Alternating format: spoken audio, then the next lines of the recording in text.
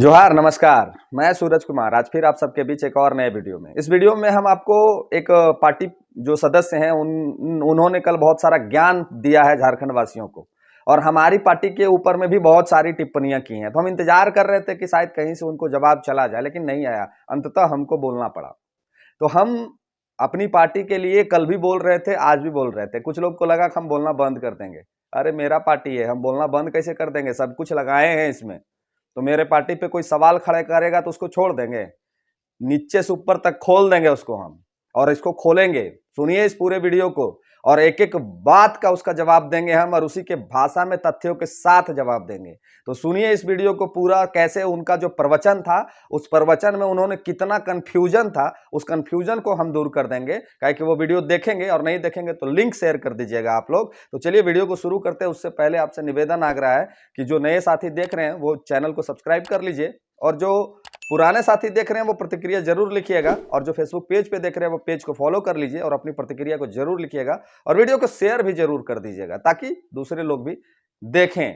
काहे कि जवाब उनको हम तथ्यों के साथ देंगे, बकर बकर नहीं करेंगे। बकर बकर करने से लोग समझेंगे कि जो जेएलकेएम के लोग होते हैं वो सिर्फ हल्ला करने वाले लोग। हल्ला नहीं करेंगे, उनके तथ्यों के साथ जवाब देंगे हम। चलिए शुरू करते हैं कहानी को। उन्होंने सबसे पहले जो कहा वो क्या कहा, पहले आप सुन लीजिए। मैं ये कहना चाहता हूँ कि जो पार्टी 2005 में बनी, जो आजसू 22 जून 1986 को बना, तो मैं ये पूछना चाहता हूँ कि हम पुराने हैं कि आप?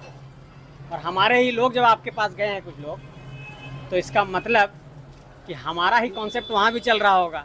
तो कॉपी हम लोग नहीं करते हैं, हमारा कॉपी लोग कर रहे हैं। और हम लोग तो ऐसे भी सृजन करता लोग, आजसू पार्टी हमेशा सृजन करती है, नेताओं की फौज तैयार करती है। ये कह रहे हैं कि 1986 में आजसू पार्टी का निर्माण हुआ है, और हम पुराने हैं कि आप पुराने हैं। चलिए ठीक है, मानते हैं। अगर आपकी पार्टी का निर्माण 1986 में हुआ है तो आप कहे कह रहे हैं कि 2005 में रजिस्ट्रेशन कराएं हम लोग?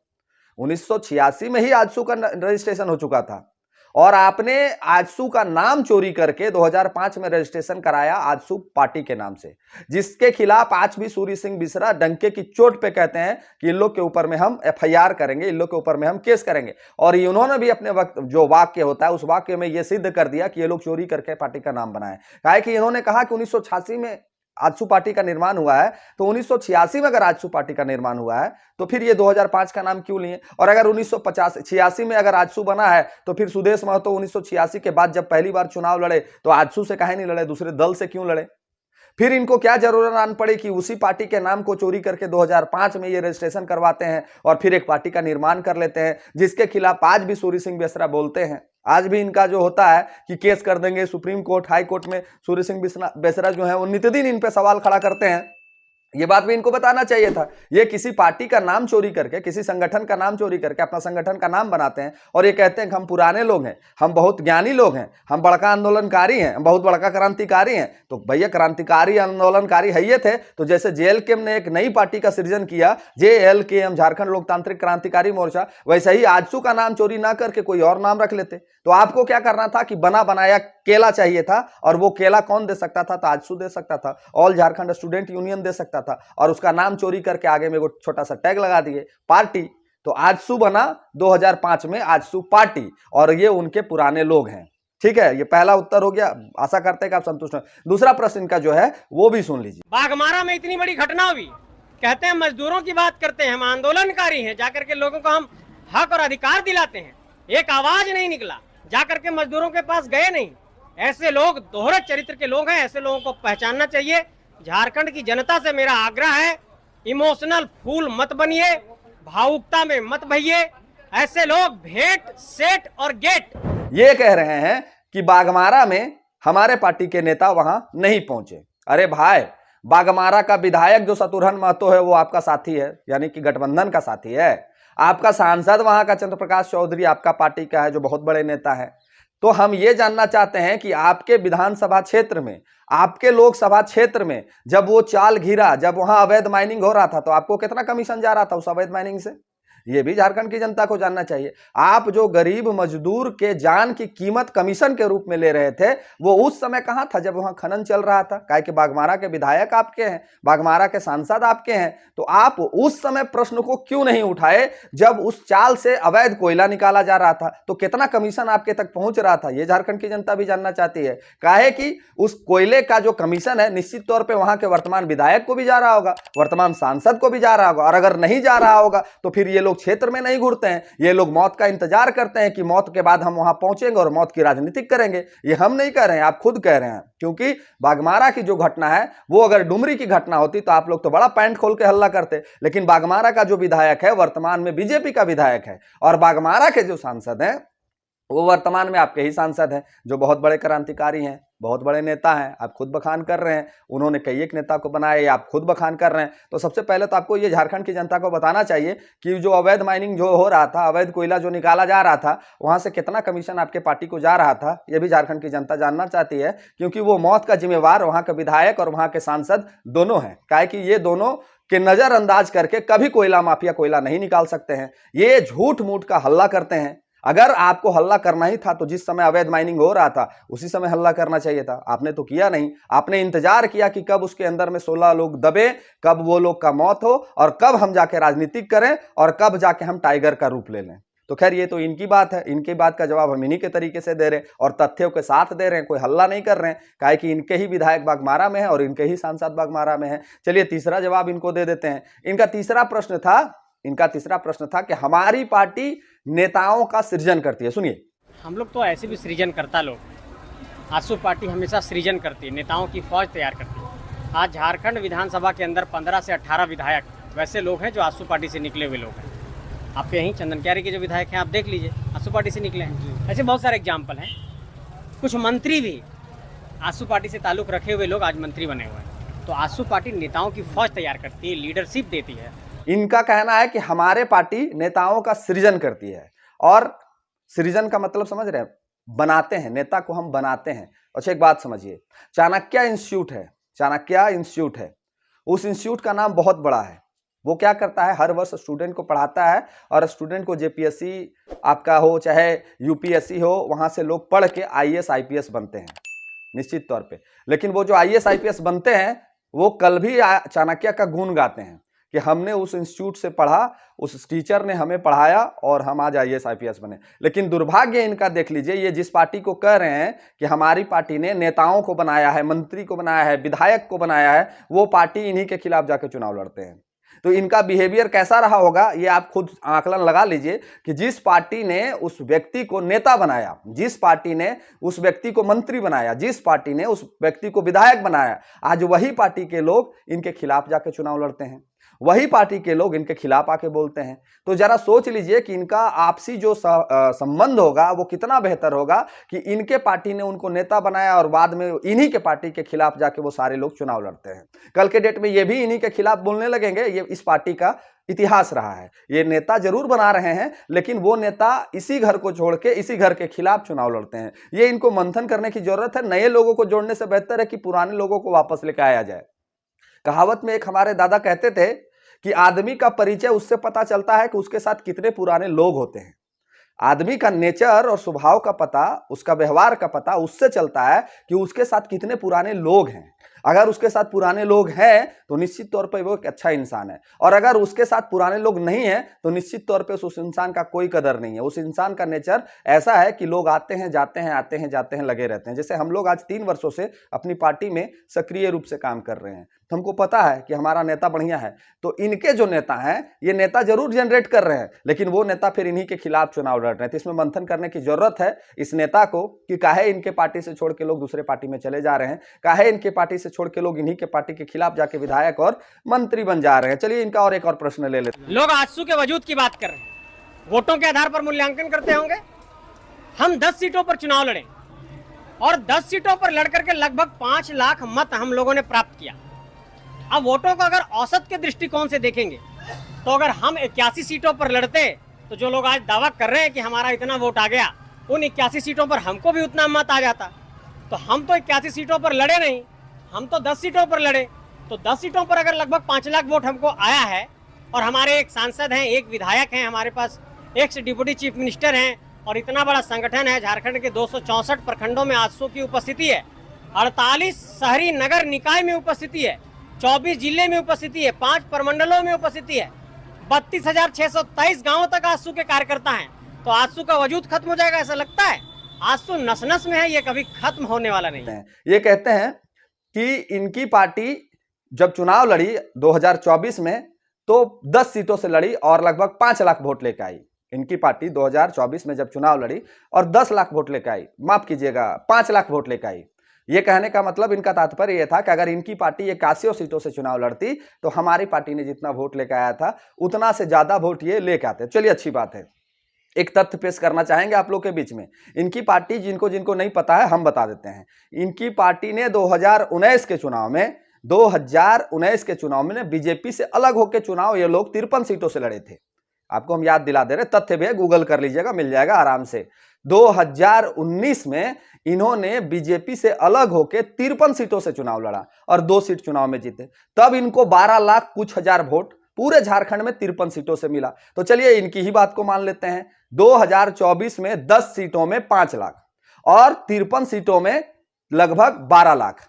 तो 12 लाख में अगर 5 लाख को घटा देते हैं तो 7 लाख, और 7 लाख में अगर 52 सीट को घटा देते हैं या 53 सीट जो भी है, 53 सीट को घटा देते हैं तो बचता है 43 सीट। यानी एक विधानसभा में 7 लाख वोट, माफ कीजिएगा, मैंने 43 विधानसभा में इनको 7 लाख वोट आया पूरे झारखंड में। यानी 43 विधानसभा में 7 लाख वोट इनको पूरे झारखंड के लोगों ने दिया। यानी अगर उसको एक विधानसभा में अगर कैलकुलेट कर दीजिएगा तो शायद हो सकता है कि 7 लाख भागा कर दीजिएगा तो मोटा मोटी मान के चलिए 2000-3000, इससे बेसी इनको वोट नहीं मिला। माने 7 लाख वोट है तो 6-24, मोटा मोटी 4 से 5 हजार इनको वोट मिला। अब हम आपको बताते हैं कि हमारी पार्टी का क्या उपलब्धि है। ये 1986 से अपने आप को राजनीतिक में सक्रिय बता रहे हैं, काहे कि आजसू का नाम बेच के ना आए हैं। तो ये लोग 1986 से अपने आप को आजसू का पार्टी नेता बता रहे हैं। आजसू 1986 से सक्रिय है राजनीतिक में, और 1986 से लेके 2019 तक, याद रखिएगा इस तथ्य को, 1986 से लेके 2019 तक, यानी कि कुल आंकड़ा अगर जोड़ा जाए तो 86 से 16 2000 और 25 साल इधर, यानी कि 16 साल और 25 साल कितना होता है आप लोग जोड़िए, 16 25 41 साल। 41 वर्षों की राजनीतिक में, 41 वर्षों की राजनीतिक में ये लोग जो हैं, माफ कीजिएगा 5 साल चलिए इसको छोड़ देते हैं, 41 साल नहीं 36 साल के राजनीतिक में, 36 साल के राजनीतिक में इन्होंने पूरे झारखंड में चुनाव लड़ा, और पूरे झारखंड में चुनाव लड़के ये लोग कितना वोट लाए, 12 लाख कुछ हजार वोट। पूरे 39 साल ये लोग राजनीति किए हैं, और 39 साल के दरमियान इनके जो नेता हैं सुप्रीमो सुदेश महतो जी, वो कई एक बार मंत्री बने, कई एक बार उप मुख्यमंत्री बने, कई एक बार विधायक बने। उसके बाद भी इनको क्या मिला, 12 लाख वोट पूरे झारखंड में। तो इनके अस्तित्व का आकलन आप इससे लगा सकते हैं। 2024 में इन्होंने गठबंधन किया बीजेपी से, और बीजेपी से गठबंधन करने के बाद इनको 5 लाख लगभग वोट पूरे 10 विधानसभा में आए। और जेल कैंप जो कंपैरिजन कर रहे हैं, जेल कैंप का निर्माण, पार्टी बनने का निर्माण जो होता है वो ठीक चुनाव से 3 महीना पहले होता है। संगठन पहले से चल रहा था जेबीकेएसएस, लेकिन जेएल कैंप पार्टी का जो निर्माण है वो 3 महीना पहले होता है। और 3 महीना पहले जब पार्टी का निर्माण होता है, और 3 महीना पहले लगभग कम समय में ही उनको सैंबल दिया जाता है कैंची छाप, और उस कैंची का प्रभाव इतना तेजी से बढ़ा झारखंड में कि इनका पूरा 39 साल का करियर को ध्वस्त कर दिया। क्यों ध्वस्त कर दिया, हमने लगभग 68 सीटों से चुनाव लड़ा, और 68 सीटों में लगभग 12 लाख के करीब में वोट हमको झारखंड की जनता ने दिया। यानी कि ये आकलन जो है वोट के अनुसार, जो कहते हैं ये कि राजनीतिक हम करते हैं, वोट के अनुसार आकलन लगाना चाहिए, ये खुद स्वीकार रहे हैं कि मेरा पूरे झारखंड में हर एक वो गांव में नेता है, हर एक वो गांव में सदस्य है, हर एक वो नगर परिषद में मेरा सदस्य है। उसके बाद 39 वर्षों की राजनीतिक में इनको कितना वोट मिला, 11 लाख कुछ हजार। और हमारे पार्टी के बने 3 महीने हुआ है, और 3 महीने में हमारी पार्टी को झारखंड की पूरी जनता ने लगभग 12 लाख वोट दिया। तो अब आकलन इससे ये खुद लगा सकते हैं। ये जो ज्ञान दे रहे थे कि हम पूरे झारखंड में चुनाव नहीं लड़े हैं, तो हमने बता दिया 19 में आपकी पार्टी पहले भी चुनाव लड़ चुकी है पूरे झारखंड में, और पूरे झारखंड में क्या रिजल्ट रहा वो हम आपको बता दे रहे। और ये कोई झूठ नहीं है, ये कोई हमको झूठ नहीं बता रहे। आप गूगल कर लीजिएगा और उसमें पूरा डिटेल इनका दिख जाएगा। 53 सीटों में ये 2 सीटों से चुनाव मात्र जीत पाते हैं।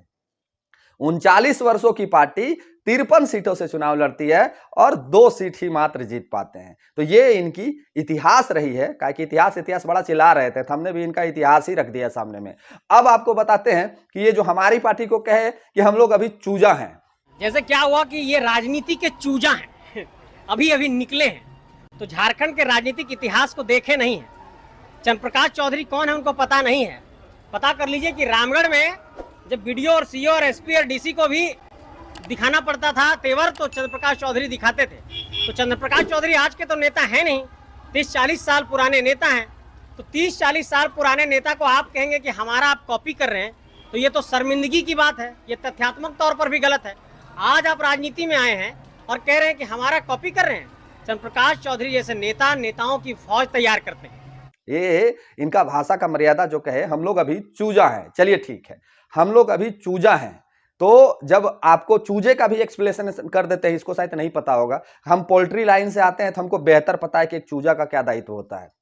एक जब चूजा अंडा से निकलता है, तो उसमें वो जुनून होता है, वो शक्ति होती है कि उसको रोज बढ़ने का ग्रोथ मिलता है, पर डे बढ़ता है। वो एक चूजा जब कोई अंडे से बाहर निकलता है तो उस चूजा में इतना क्षमता होता है, वो बच्चे में इतना क्षमता होता है।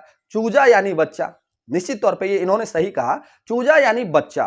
तो बच्चे में ये जुनून होता है, ये शक्ति होता है कि वो पर डे ग्रोथ करता है, पर डे आगे बढ़ता है। ये भगवान भी जो बोलवाते हैं ना लोगों से, वो एकदम सही बोलवाते हैं। तो भगवान ने भी इनके मुंह से बिल्कुल सही बात कहा, हम लोग चूजा हैं, हम लोग अभी रोज बढ़ेंगे, पर डे बढ़ेंगे, नित दिन बढ़ेंगे, और एक दिन हम लोग भी मुर्गा बन जाएंगे। मतलब समझ रहे हैं ना, हम लोग भी बड़ा रूप ले लेंगे। और ये लोग क्या हैं राजनीतिक में, हम बता देते हैं। ये लोग उसी चूजे का पेरेंट है। पेरेंट मतलब समझते हैं, जिससे चूजा बनता है। ये लोग पेरेंट हैं। अब पेरेंट का जो अवधि होता है वो अंतिम समय में होता है, और अंतिम समय में जब पेरेंट के साथ में क्या किया जाता है हम बता देते हैं। अंतिम समय में जब वो बुढ़ा जाता है तो उसको गाड़ी में लाद के सीधे चौपारण से बंगाल भेज दिया जाता है कटने के लिए। काहे कि अब वो अंडा नहीं दे पाएगा, अब वो नया जनरेशन तैयार नहीं कर पाएगा, तो अब उसको काटने के लिए लोग कटर के पास भेज देते हैं। तो वही पेरेंट ये लोग बन गए हैं। अब इनका कटने का समय आ गया है, ये खुद स्वीकार रहे हैं, ये खुद स्वीकार रहे हैं कि हम लोग चूजा हैं, यानी हम लोग रोज बढ़ेंगे, पर डे बढ़ेंगे, नित्य दिन बढ़ेंगे। और ये लोग पेरेंट हैं, ये लोग अब कटने का स्थिति में आ गए हैं। ये लोग काट के 100 रुपये किलो बिक जाएंगे, ये स्थिति है। और इनके नेता ने खुद ही ये सारी बातों को स्वीकारा ऑन कैमरा। हमने कुछ अलग से नहीं कहा, हमने जो भी आपको बात बताई ये इन्हीं के अनुसार बताई, इन्हीं के कहे हुए बातों को हमने आपके तक रखा। अब और हाँ, एक बात और इन्होंने कही है कि हमारे पार्टी के ऊपर किसी कंपनी के अधिकारियों ने जाके FIR किया है। क्यों? हम लोग चंदा की डिमांड करते हैं, हम लोग लेवी की मांग करते हैं। चलिए ठीक है, इसका भी जवाब इनको दे देते हैं, नहीं देंगे तो इनको तकलीफ लग जाएगा। आदित्यपुर स्मॉल इंडस्ट्रीज एसोसिएशन, जो झारखंड के जमशेदपुर के इलाके में आदित्यपुर में जो कंपनियां हैं, वो कल डीसी और एसपी के पास उसके चेयरमैन गए थे। क्यों गए? ये लोग जाकर के बिना कोई मामला के, जैसे मजदूर ने आपके पास अगर कंप्लेन किया तब आप कहीं पर प्रोटेस्ट करिए, ठीक है। मजदूर आपके पास कोई कंप्लेन नहीं करने आया, आप कंपनी के दरवाजे पर जाकर के बैठ गए हैं कि उसके डायरेक्टर से बात करेंगे, उसके मालिक से बात करेंगे कि कुछ हमारे लिए पॉकेट ढीला करो। तो इन लोगों ने परंपरा बना दी जाकर के वसूली करने की। तो एक नया ट्रेंड इन लोगों ने चलाया, गेट सेट भेंट। तो वहां पर जाकर के कंपनी वाले लोग कल गए डीसी के पास और एसपी के पास कि डीसी महोदय, ये कुछ लोग नए नए राजनीति में आए हैं, रोज दरवाजा के सामने बैठ जाते हैं और लेवी की मांग करते हैं, वसूली करते हैं पैसा का, इन लोगों को ठंडा करिए। तब एसपी साहब ने उस पर अब संज्ञान लिया है और कहा है कि ऐसे लोगों को अब वहां पर धरना प्रदर्शन बिना अनुमति के करने नहीं दिया जाएगा। एक बात हम आपसे पूछना चाहते हैं, या झारखंड की जनता से पूछना चाहते हैं, अगर कोई भी फैक्ट्री, कोई भी कंपनी अगर चंदा की डिमांड हम लोग करेंगे, लेवी की मांग करेंगे, सेटिंग की बात हम करेंगे, तो क्या लगता है कि वो सेटिंग करना नहीं चाहेंगे? अरे 10 रुपया मांगेंगे तो 2 रुपया देने के लिए वो तैयार हो जाएंगे, 5 रुपया देने के लिए तैयार हो जाएंगे। तैयार हो जाएंगे ना, कि नहीं होंगे? एकदम हो जाएंगे। कोई भी आज के डेट में कंपनी वाला, कोई भी फैक्ट्री वाला, या फिर कोई भी माफिया, या फिर कोई भी चीज, वो सारे लोग जानते हैं कि जो पार्टियां के नेता होते हैं उसको सेटिंग कर लो और सेटिंग करके उनका मुंह बंद कर दो। ये हम इनको इसलिए कह रहे हैं कि इनकी पार्टी का भी ये बहुत बड़ा योगदान है इस चीज में, क्या कि 39-40 साल से 44 साल से राजनीति कर रहे हैं और इनके खिलाफ आज तक कोई भी कंपनी वाला, कोई भी फैक्ट्री ने आज तक कभी एफआईआर नहीं किया, या भारत की किसी भी राजनीतिक पार्टी के लिए, झारखंड के किसी भी पार्टी के खिलाफ किसी के ऊपर एफआईआर नहीं हुआ। काहे नहीं हुआ? सेटिंग, ये खुद कह रहे हैं कि सेटिंग बंद कमरों में हो जाता है। ठीक उसी प्रकार कि जिस व्यक्ति के साथ कंपनियों का सेटिंग हो जाता है, उस व्यक्ति के खिलाफ कंपनियां कभी नहीं लिख सकती, कभी नहीं बोलेंगी। काहे बोलेंगी? काहे कि हम आपका बात मान रहे हैं ना, हम आपसे सेटिंग कर रहे थे, हम आपका बात मान रहे थे, क्यों हम सेटिंग के खिलाफ बोलेंगे, क्यों एफआईआर करेंगे? एफआईआर उसी के खिलाफ होता है जो उसके विरोध आवाज उठाता है। एफआईआर उसी के खिलाफ होता है जो उसकी बात को नहीं सुनता है। एफआईआर उसी के खिलाफ होता है जो जनता के साथ खड़ा रहता है, ना कि उसके खिलाफ होता है जो बंद कमरा में जाके सेटिंग कर लेता है कि चलो 10 मांग रहे हैं, तुम दो नहीं तो 5 दो, लेकिन दो। उसके खिलाफ एफआईआर नहीं होता है। एफआईआर उसके खिलाफ होता है जो उसके विपरीत जाके काम करता है। एफआईआर उसके खिलाफ होता है जो जनता के साथ रोड पे खड़ा होता है, तब एफआईआर होता है। ऐसे थोड़ी एफआईआर हो जाता है। आपके ऊपर, आपके पार्टी के ऊपर तो कभी एफआईआर नहीं सुने हैं, तो क्या आपकी पार्टी नहीं उठा रही है? उठा रही है ना। तो ज्यादा ज्ञान मत दीजिए, नहीं तो अगर हम लोग छेड़ेंगे ना, हम पहले भी बोले थे और फिर बोल रहे हैं कि हम तब तक नहीं बोलते हैं किसी के बारे में जब तक कोई हुर्रे नहीं, और हुर्रेगा तो फिर हम लोग हुर देंगे। तो ख्याल रखिएगा, अपनी प्रतिक्रिया लिखिएगा, इस वीडियो को शेयर कर दीजिएगा। जो नए साथी हैं सब्सक्राइब कर लीजिए, और जो फेसबुक पेज पे देख रहे हैं वो फॉलो करना मत भूलिएगा। मिलते हैं किसी और वीडियो में। धन्यवाद। जोहार।